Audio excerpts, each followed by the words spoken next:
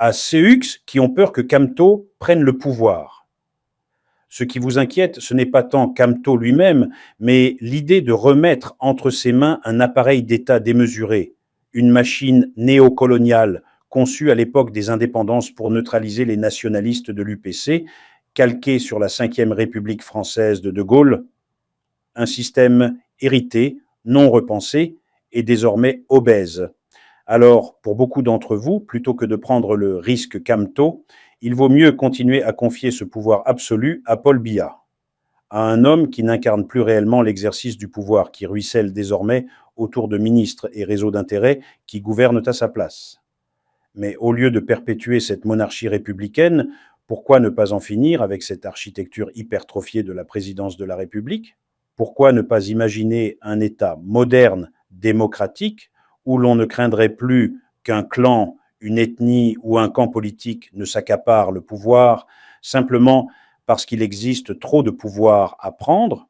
Aujourd'hui, le Cameroun est enfermé dans un face-à-face stérile. D'un côté, ceux qui refusent de lâcher la supermachine d'État, de l'autre, ceux qui veulent s'en emparer. On ne parle plus de réforme, de mise à plat du système, mais plutôt de conquête du pouvoir, comme si la nation était un butin.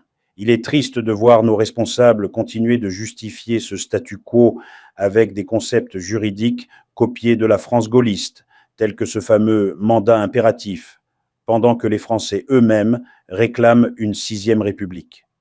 Et vous, hauts fonctionnaires, cadres de l'administration, vous officiez dans une institution devenue anachronique, alors même que le monde se transforme sous l'effet des technologies, de l'intelligence artificielle, de nouveaux imaginaires. Vous utilisez un droit hérité de la colonisation pour éliminer des adversaires, protéger un système à bout de souffle et prolonger l'illusion d'un pouvoir en pilotage automatique, un système figé, avec une vision du monde d'un autre siècle. Votre peur, c'est que quelqu'un d'autre vous remplace et fasse demain ce que vous faites aujourd'hui.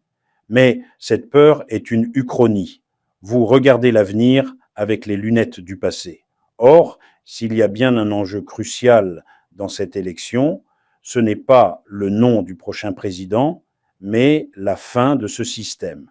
Ce système que vous défendez, non parce qu'il est bon, mais parce qu'il vous est familier et parce que vous redoutez qu'il puisse servir vos adversaires demain comme il vous sert aujourd'hui. Mais Camto n'est pas votre véritable adversaire, ni même l'opposition. L'ennemi que nous avons tous en commun, c'est le temps qui passe. Et surtout celui qui est déjà passé, par Jean-Pierre Bécolo. Merci de continuer à suivre nos publications sur jmtvplus.com.